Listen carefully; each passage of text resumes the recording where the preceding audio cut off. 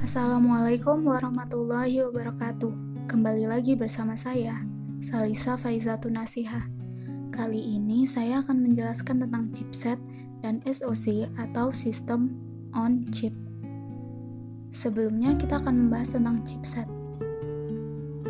Chipset komputer adalah kumpulan IC yang sangat kecil atau biasa disebut dengan chips yang saling bekerja sama satu sama lain untuk menunjang kinerja dari perangkat keras komputer.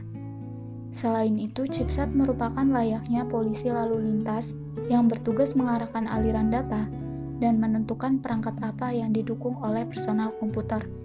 Misalnya, chipset yang dapat mengarahkan data yang berasal dari CPU atau prosesor menuju perangkat seperti RAM atau kartu VGA.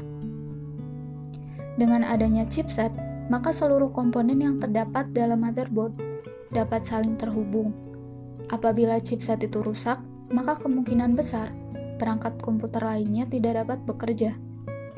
Dalam sistem komputer, chipset biasanya terdapat pada beberapa perangkat seperti motherboard dan kartu-kartu ekspansi seperti VGA card.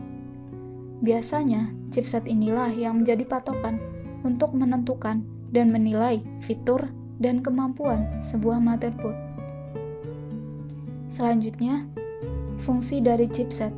Secara umum, chipset komputer berfungsi sebagai pengatur lalu lintas aliran data pada komputer dan juga sebagai jembatan penghubung untuk setiap komponen.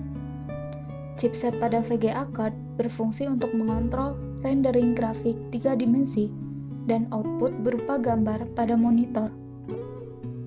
Sedangkan chipset pada motherboard berfungsi untuk mengontrol input dan output yang mendasar pada komputer. Lebih jelasnya, bahwa chipset yang terdapat pada motherboard berfungsi untuk mengatur aliran data dari sebuah komponen ke komponen lainnya.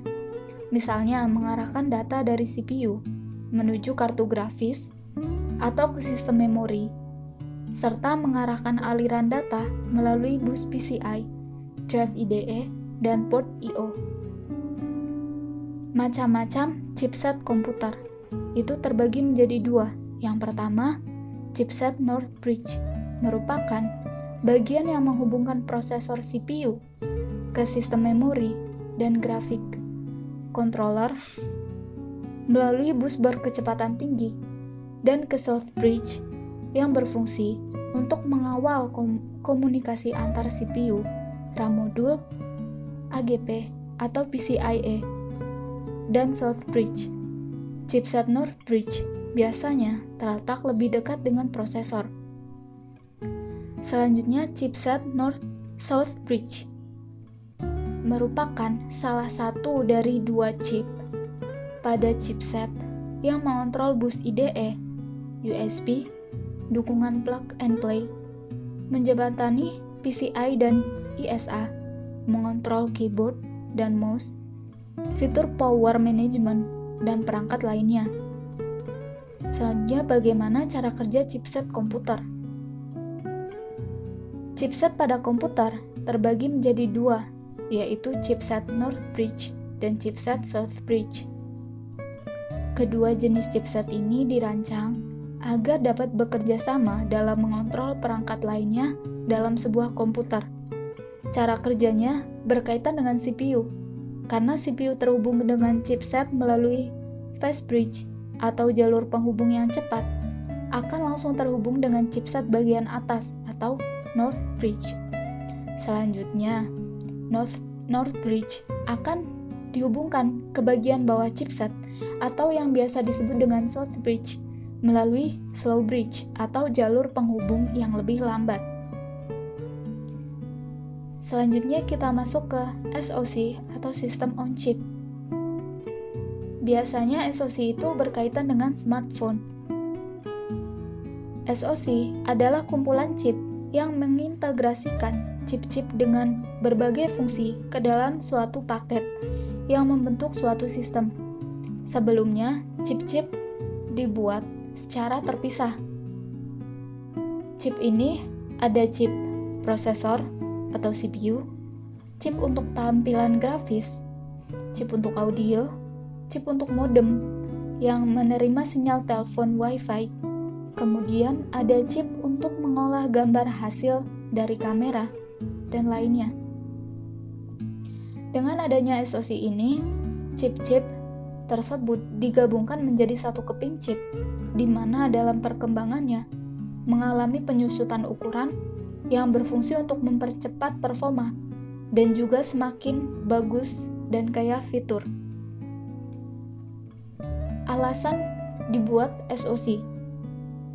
Alasan pertama, mengapa SoC dibuat adalah karena sekecil apapun ruang di dalam smartphone, ruang itu sangat berharga. Dalam artian dengan adanya SoC ini, tersedia banyak ruang karena chip-chip yang sebelumnya bermacam-macam dan memerlukan banyak ruang diringkas menjadi satu SoC yang memerlukan sedikit ruang sehingga tersedia banyak ruang untuk komponen lainnya seperti baterai. Dengan SoC juga mengapa ponsel sekarang lebih tipis dan ringan juga mudah dibawa kemana-mana. Alasan selanjutnya adalah demi menghemat daya.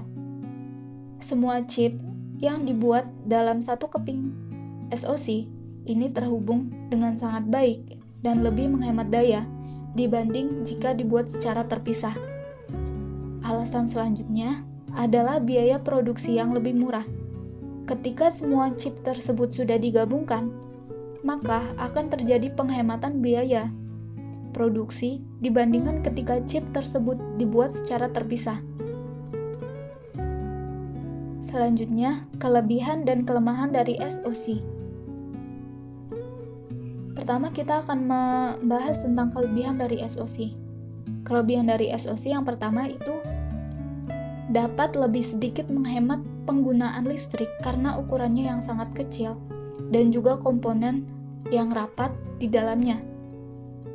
Kemudian, SoC memiliki berat yang tentunya sangat ringan, yang membuatnya sangat mudah dipasang ke kemasan kecil seperti ponsel pintar. Selanjutnya, kemasan dari SoC sudah terjamin karena tidak ada celah yang bisa muncul akibat perbedaan merek komponen yang digunakan, baik dari sisi hardware maupun firmware. Lalu, pada kinerjanya, kita dapat menemukan kecepatan eksekusi ketika menjalankan aplikasi, karena tidak adanya jarak kabel antar komponen. Selanjutnya, kelemahan dari SoC. SoC memiliki biaya pengembangan yang mahal. Meski sebelumnya disebutkan bahwa pembuatan SoC ini menghemat biaya dibanding membuat satu persatu chip yang akan digunakan untuk smartphone, pembuatan SoC tetap membutuhkan biaya yang cukup banyak, terutama bagi SoC yang termasuk dalam SoC kelas atas. Terlebih, jika sedikit produk yang menggunakannya, maka harga jualnya akan semakin melonjak.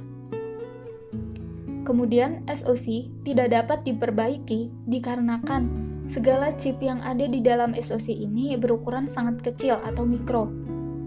Kemudian, jika ada satu bagian saja yang rusak, maka dipastikan kita harus membeli ponsel baru karena tidak ada yang akan bisa memperbaikinya. Kemudian, membutuhkan waktu pengembangan yang lama terutama untuk SoC yang termasuk dalam SoC kelas atas. Hal ini dikarenakan proses pembuatan SoC cukup rumit. Yang terakhir, SoC ini kurang cocok jika digunakan untuk menjalankan aplikasi yang membutuhkan kekuatan besar seperti biasanya kita menggunakan di komputer.